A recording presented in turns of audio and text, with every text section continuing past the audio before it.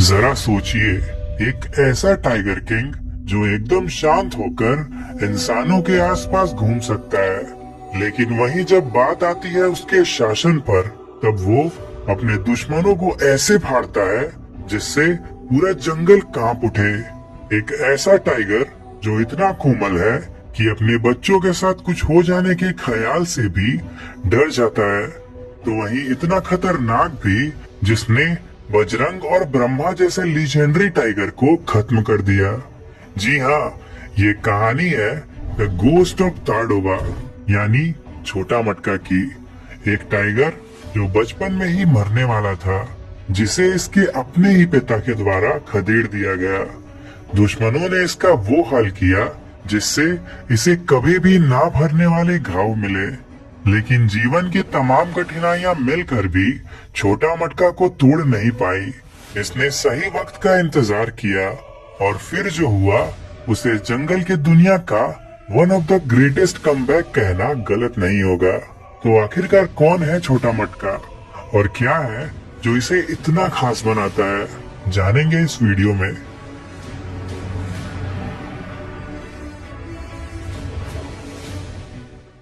तो दोस्तों, पिछले एपिसोड में हमने जाना एक ऐसे टाइगर के बारे में जिसका बचपन किसी जंग के मैदान से कम नहीं था। छोटा मटका एक ऐसा टाइगर कब जो बचपन में ही एक वाइल्ड बोर के जानलेवा हमले का शिकार हुआ, और फिर जब इसके घाव भरे तब इसके इकलौते भाई की अकारण मृत्यु हो गई, और इसके ऊपर से उसी वक्त इसकी माँ ने भी इसका साथ छोड़ दिया। और इससे पहले कि छोटा मटका थोड़ा संभल पाता, उससे पहले ही इसे अपने ही घर से निकाल दिया गया, और वो भी इसके अपने ही पिता के द्वारा। और आगे चलकर तो इसके साथ और भी बुरा हुआ। जंगल के दुश्मनों ने इसके शरीर पर ऐसे घाव दिए जो कभी ना भरे, लेकिन इतना सब होने के बाद भी छोटा मटका ने हार नहीं मानी। इसने खामोशी से सही वक्त का इंतजार किया, अपनी ताकत बढ़ाई, और आज वो वापस लौट रहा है अपने सबसे बड़े दुश्मन से अपने बेइज्जती भरे हार का बदला लेने। साल 2022 के अप्रैल महीने तक छोटा मटका अपने जख्मों को भर के अपने पुराने दुश्मन से लड़ने के लिए तैयार हो चुका था, और अगर इस बार ये हारा तो इसकी जान जाना तय है। ये बात छोटा मटका को भी बहुत अच्छे से पता है, इसीलिए इस बार ये पूरी जी जान लगा कर लड़ेगा। लेकिन इस बार कहानी कुछ अलग ढंग से खत्म होने वाली है। छोटा मटका ने एक के बाद एक करके मोगली पर कई जानलेवा हमले किए, और इन सब में छोटा मटका ने मोगली को बुरी तरह से घायल भी कर दिया, जिससे अंत में उसने छोटा मटका से हार मान ली और अपनी जान बचाकर यहाँ से गायब हो गया। छोटा मटका का वनवास अब फाइनली खत्म हो चुका था। हारा हुआ राजकुमार जा चुका था, और अब जो टाइगर सबको दिख रहा था वो था ताडोबा के बफर्स का नया किंग। जो घाव का निशान एक वक्त पर इसके हार की पहचान थी, वही अब इसके राज का प्रतीक बन चुकी है। मोगली के चले जाने के बाद छोटा मटका ने पूरे इलाके पर मजबूती से अपनी पकड़ जमा ली। नवे गांव के उत्तर से लेकर अलीजंजा तक, और फिर नीचे खाद संगी से रामडेगी तक इसने कई किलोमीटर्स में फैला अपना विशाल काय राज स्थापित किया। वो बिना थके 20 किलोमीटर्स तक लगातार चलता रहता, जिससे ये अपने इलाके पर नजर रख सके। इसके सेंट मार्क्स दूर दूर के पेड़ों पर मौजूद रहती थी, और इसके दहाड़ से पूरा जंगल कांप जाता था। ताडोबा में आने वाले टूरिस्ट इसे अक्सर ही जंगल में बने ट्रैक्स पर शांति से चलता पाते थे। इसे जीप से कोई फर्क नहीं पड़ता था। इसके चेहरे के निशान से सब डरते भी थे और अभूतपूर्व भी हो जाते थे। अब ये कोई मामूली टाइगर नहीं था, बल्कि अब ये ताडोबा के बफर्स का वॉर लॉर्ड बन चुका था। एक राजा जिसने अपने तख्त को अपने दुश्मनों के खून से सींचा था। लेकिन ताडोबा जैसे जंगल में पावर और पीस एक साथ नहीं रह सकते हैं। छोटा मटका के इलाके पर दुश्मनों की नजर है, और कुछ लेजेंडरी टाइगर से भी इसका सामना होने वाला है। अभी तो छोटा मटका के शासन का सबसे बड़ा इम्तिहान बाकी है। ऐसी लड़ाइयाँ जो इसने आज से पहले कभी भी नहीं देखी थी। ऐसी लड़ाइयाँ जो इसे शोहरत भी देंगी और मातम भी। साल 2022 तक छोटा मटका ताडोबा में बहुत फेमस हो गया था। इसका जख्मी चेहरा और इसकी नीली आंखें इसे दर्शकों के लिए शानदार बनाता था। दूसरे टाइगर से एकदम उलट छोटा मटका इंसानों की मौजूदगी से अनकंफर्टेबल नहीं होता था। जंगल के रास्ते इसके लिए रेड कारपेट के जैसे थे और ताडोबा में आने वाले टूरिस्ट के लिए ये किसी सुपरस्टार से कम नहीं था। लेकिन एक टाइगर का साम्राज्य कभी भी पूरी तरह से सुरक्षित नहीं रहता है, जहाँ दुश्मन हर वक्त आपकी एक गलती का इंतजार करते रहते हैं। अब तक छोटा मटका का साम्राज्य बहुत बड़ा हो चुका था, लेकिन इस पर हर वक्त दुश्मनों की नजर रहती थी। बंजारे टाइगर्स जैसे कि बैम्बू वाला इसके साम्राज्य के किनारों पर घात लगाकर तैयार था। ताला रेंज के कोर में जन्मा यह टाइगर छोटा मटका के राज को चुनौती देकर अपनी मौत से खेल रहा था। इस वक्त तक छोटा मटका के लिए ऐसे चैलेंजेस और लड़ाइयाँ बहुत आम हो चुकी थी।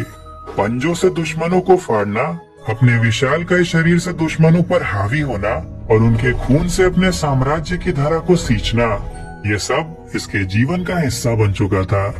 और बैम्बू वाला भी इतने ताकतवर और युद्ध के लिए हर वक्त तैयार छोटा मटका के सामने हार मान जाता है। और असल मायने में इसी में इसकी भलाई भी थी। और ऐसा क्यों है वो हमें बहुत जल्द ही पता चल जाएगा। अब तक छोटा मटका कई टाइगर से युद्ध कर चुका था और ज्यादातर में इसकी जीत भी हुई, लेकिन अब तक दुनिया ने इसका वो रूप नहीं देखा था जो इसे अपनी अलग पहचान देगा। दरअसल ये बात है नवंबर 2023 की, जब छोटा मटका की जंग अपने अब तक के सबसे ताकतवर और लीजेंडरी दुश्मन से हुई, बजरंग या T-44। बजरंग कोई आम टाइगर नहीं था, बल्कि इसे ताडोबा का टाइटन कहा जाता था, the undefeated beast of Tadoba. 13 सालों का हो चुका बजरंग 50 से भी ज्यादा बच्चों का पिता था। इसकी 8 से भी ज्यादा रानियां थी और इसका साम्राज्य इतना बड़ा था कि इसके जाने के बाद वहाँ एक साथ कई अलग अलग टाइगर्स ने मिल के राज किया। ताडोबा में आते ही इसने यहाँ के सबसे ताकतवर टाइगर और एक लेजेंडरी राजा वागडो को हराया था और अपने पूरे जीवन काल में इसने एक भी युद्ध नहीं हारा था। लेकिन वक्त हमेशा एक जैसा नहीं रहता और उम्र के इस पड़ाव पर आकर बजरंग इतना ताकतवर नहीं रहा। न जाने कितने ही दुश्मन इसके साम्राज्य को हड़पने की फिराक में रहते थे, जिससे आखिर में तंग आकर बजरंग ने अपने साम्राज्य को छोड़ने का फैसला कर लिया। लेकिन अपने साम्राज्य को छोड़कर ये जहाँ आया था वो इत्तेफाक से छोटा मटका का इलाका निकला। फिर इसके बाद होना क्या था? एक तरफ था छोटा मटका, जिसने इतनी कठिनाइयों के बाद भी हार नहीं मानी और जिसके लिए युद्ध एक आम खेल बन के रह गया था। और दूसरी तरफ बजरंग, जिसने आज तक हार का मुंह नहीं देखा था। इसीलिए सबको पता था कि अगर ये दो बाघ आपस में लड़ते हैं तो ये युद्ध ताडोबा के इतिहास का सबसे खतरनाक युद्ध होगा। ये दोनों मरते दम तक हार नहीं मानेंगे। और फिर होता भी कुछ ऐसा ही है। जंगल की एक शांत शाम नवेगांव नीम ढेला बफर के खेतों के पास छोटा मटका और बजरंग एक दूसरे के आमने सामने आए। बजरंग ताडोबा का पुराना राजा, जिसका शासन सालों तक चला। उसका शरीर भले ही बूढ़ा हो चुका था, लेकिन उसकी आंखों में अब भी एक राजा वाली चमक थी। दूसरी तरफ छोटा मटका, जंगल का नया राजा, जवानी और जोश से भरा हुआ। और फिर एक जानलेवा जंग की शुरुआत हुई। दोनों अपने पूरे वजन से टकराए, जिससे पूरा ताडोबा कांप उठा। बजरंग ने छोटा मटका से कहीं अधिक लड़ाइयां लड़ी थी और अपने इसी एक्सपीरियंस को यूज करके इसने जंग की शुरुआत में ही अपने शक्तिशाली पंजों को सीधा छोटा मटका के कंधों में उतार दिया, जिससे छोटा मटका पूरी तरह से चीख पड़ा। लेकिन इसके बावजूद भी छोटा मटका रुका नहीं। इसने अपनी पूरी ताकत के साथ एक जानलेवा पलटवार किया। ये बजरंग के गर्दन को निशाना बनाकर उस पर कई वार करता है। हर दांत, हर पंजा इन दोनों को एक नया जख्म दे रहा था। घंटों बीत गए, दोनों बाघ थकान से चूर हो चुके थे, लेकिन तब भी ये हार मानने के लिए तैयार ही नहीं थे। लेकिन आखिर में बजरंग की सांसें भारी होने लगी। ये शायद इसके उम्र की थकान की वजह से हो, जिसने इसके हमलों को धीमा कर दिया था।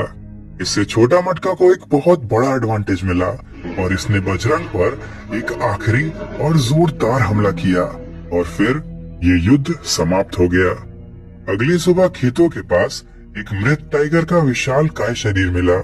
जी हाँ, ये बजरंगी था। ताडोबा का वो महान राजा अब जा चुका था और जैसा सबने सोचा था बिल्कुल उसी ढंग से अपने आखिरी सांस तक हार ना मानता हुआ। एक तरह से देखा जाए तो ये मरने के बाद भी अनडिफीटेड रहा।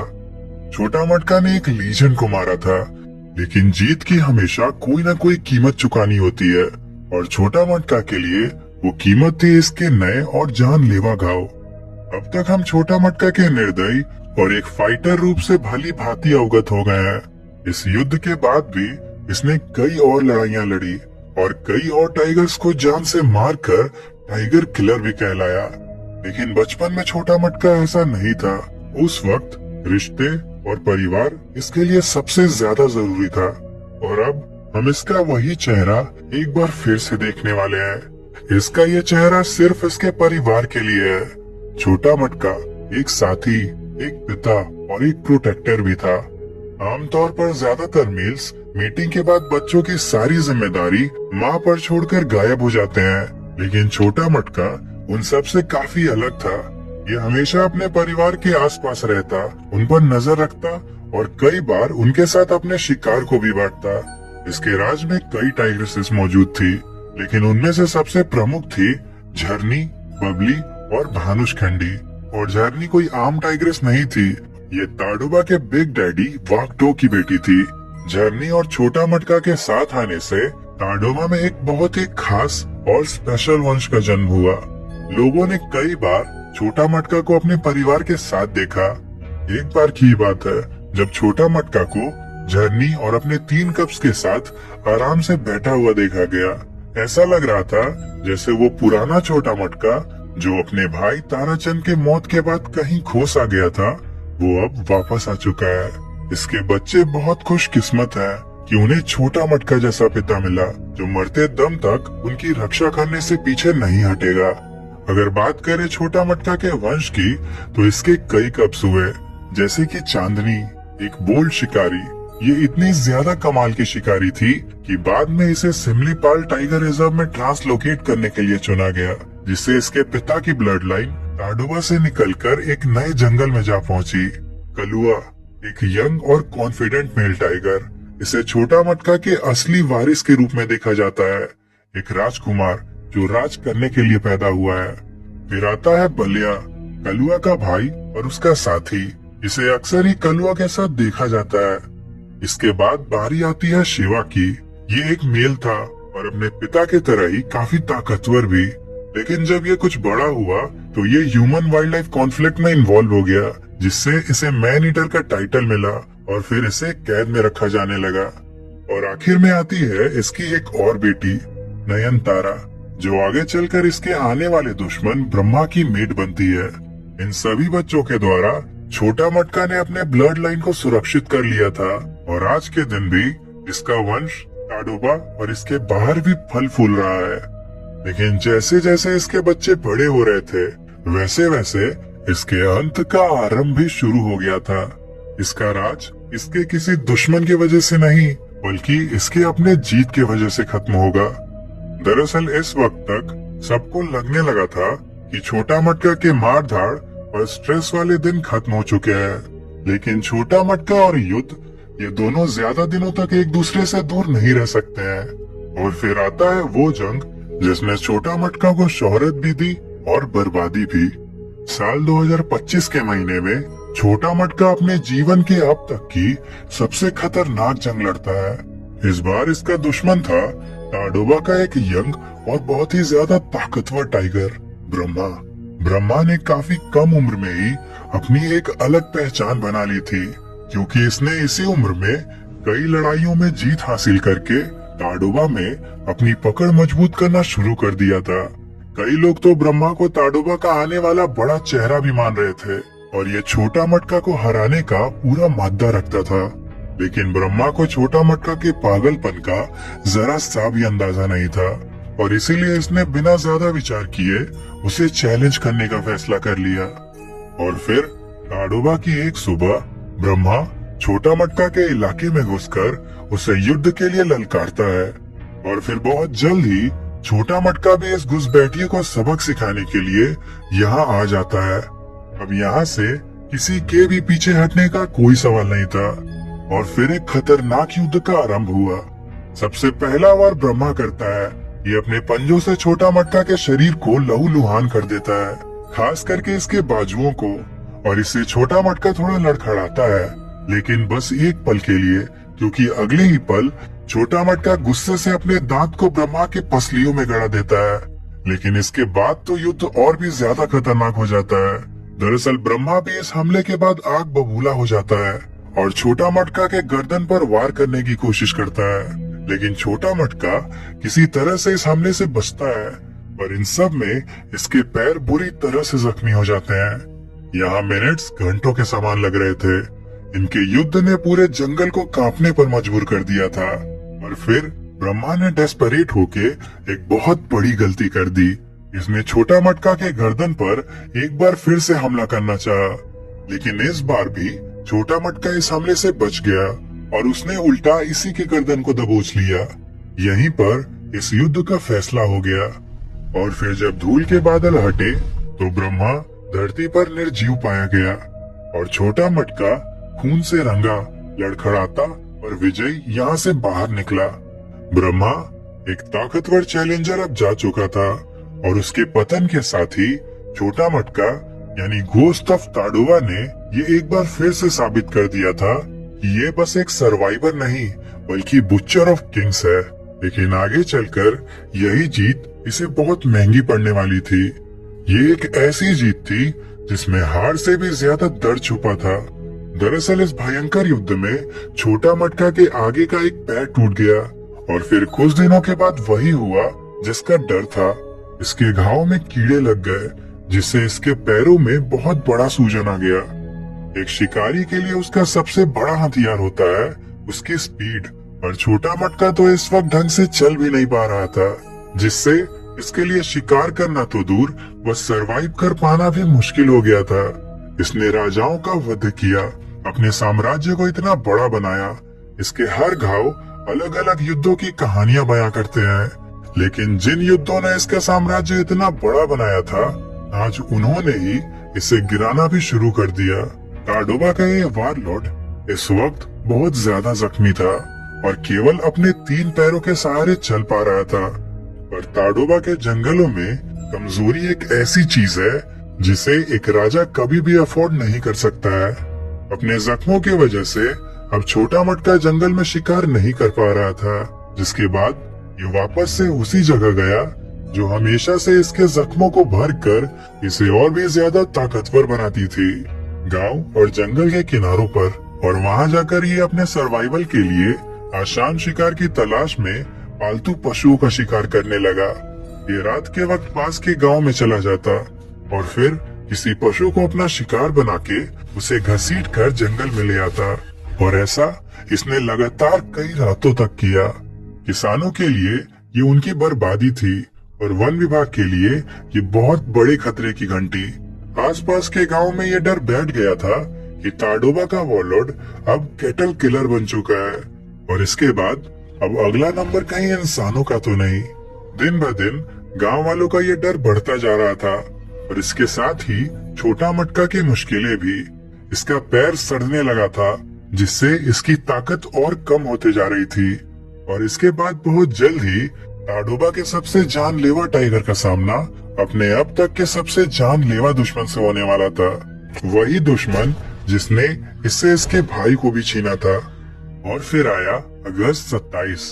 ताडोबा में एक स्पेशल टीम बनाई गई जिसका काम था छोटा मटका को बेहोश करके उसे ट्रीटमेंट के लिए लाना, और ये ऐसा करने में कामयाब भी हुए। फिर ताडोबा के वॉरलॉर्ड को कैप्चर करके ट्रांजिट ट्रीटमेंट सेंटर में ले जाया जाता है। लेकिन फिर यहाँ पर एक ऐसी बात सामने आती है जो छोटा मटका के चाहने वालों के लिए किसी सदमे से कम नहीं थी। दरअसल छोटा मटका के पैर में मल्टीपल फ्रैक्चर्स पाए गए और इसके कैनाइन दांत भी टूटे हुए थे।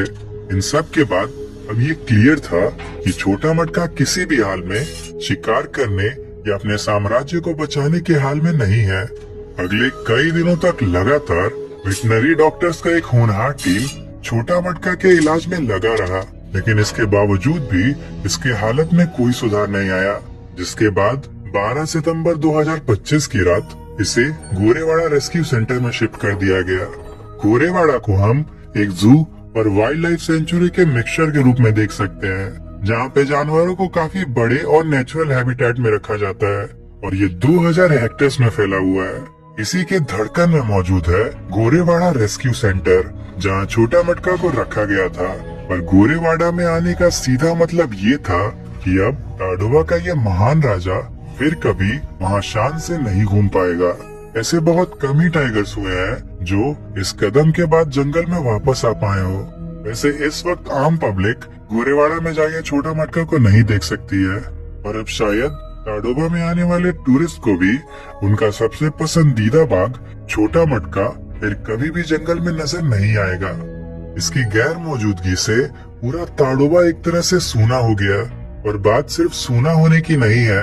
इसके जाने के बाद अब इसके विशालकाय क्षेत्र और इसके परिवार की सुरक्षा करने वाला कोई भी नहीं था। इससे इसके दुश्मनों को इन पर कब्जा करने की खुली छूट मिल जाती है।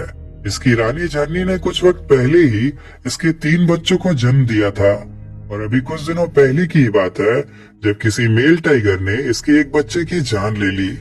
अब ये तो किसी ने नहीं देखा कि वो टाइगर कौन था, लेकिन छोटा मटका की गैर मौजूदगी का फायदा सबसे ज्यादा ये 3 टाइगर्स उठाना चाहते हैं। बली एक यंग, कॉन्फिडेंट और बहुत ही ज्यादा ताकतवर टाइगर। छोटा मटका के इलाके में सबसे ज्यादा बार इसे ही देखा जाता है। वीरभद्र लड़ाई में अपने पागलपन के लिए मशहूर ये टाइगर भी छोटा मटका के गद्दी पे नजर बना चुका है, और बली के साथ साथ इसे भी छोटा मटका के इलाके में मार्किंग करते देखा जाता है। और इस लिस्ट का तीसरा नाम सुनकर तो आप सब एकदम शॉक्ड हो जाएंगे। दरअसल ये नाम है छोटा मटका के सबसे पहले दुश्मन यानी कि मोगली का। मोगली की मौजूदगी ने छोटा मटका के इस कहानी का रुख पूरी तरह से बदल दिया है। ये वही टाइगर है जिसने शुरुआत में तो छोटा मटका को बहुत बुरा हराया था, लेकिन बाद में छोटा मटका ने इससे इसका सब कुछ छीन लिया था, और शायद ये अभी तक अपने अपमान को नहीं भूला है। वो दुश्मन टाइगर नहीं था जिसने छोटा मटका के राज को खत्म किया, ना ही भूख और ना ही कमजोरी। इसके राज के अंत का कारण बने दुनिया के सबसे ताकतवर और खतरनाक जीव, और ये महान राजा अपना साम्राज्य खो बैठा किसी जंग में नहीं बल्कि कैद में। लेकिन छोटा मटका ने अपने जीवन में हमेशा वो कारनामे किए थे जिसे सब नामुमकिन कहते थे। तो क्या वो इस बार भी कुछ ऐसा ही करेगा? आपकी इस बारे में क्या राय है, कमेंट में जरूर बताइएगा। छोटा मटका तो कैद में है, लेकिन इसके बच्चे आज भी जंगल में शान से घूम रहे हैं। चांदनी अब अपने नए हंटिंग ग्राउंड्स में शिकार करना सीख चुकी है। कलुआ और बलिया भी अब अपनी माँ से दूर जंगल के किनारों पर घुमा करते हैं। शायद ये भी अपने पिता की तरह ही एक बड़ा साम्राज्य बनाने का सपना देख रहे हैं। और कैद में भी इसके बेटे शिवा की आंखों में अपने पिता की तेज यूं ही बरकरार है। हर टूरिस्ट जो ताडोबा में आता है, हर फोटोग्राफर, हर गाइड, हर गांव वाला जिसे ताडोबा के धूल के रास्तों पर इसकी एक झलक मिली थी, वो हमेशा इसे याद रखेगा, एक जख्मी राजा के रूप में जिसे कोई भी झुका नहीं पाया, हार भी नहीं। जंगल का सबसे ताकतवर राजा और हम सबका चहीता छोटा मटका। तो ये थी छोटा मटका की कहानी। आगे आप किसकी कहानी देखना चाहते हैं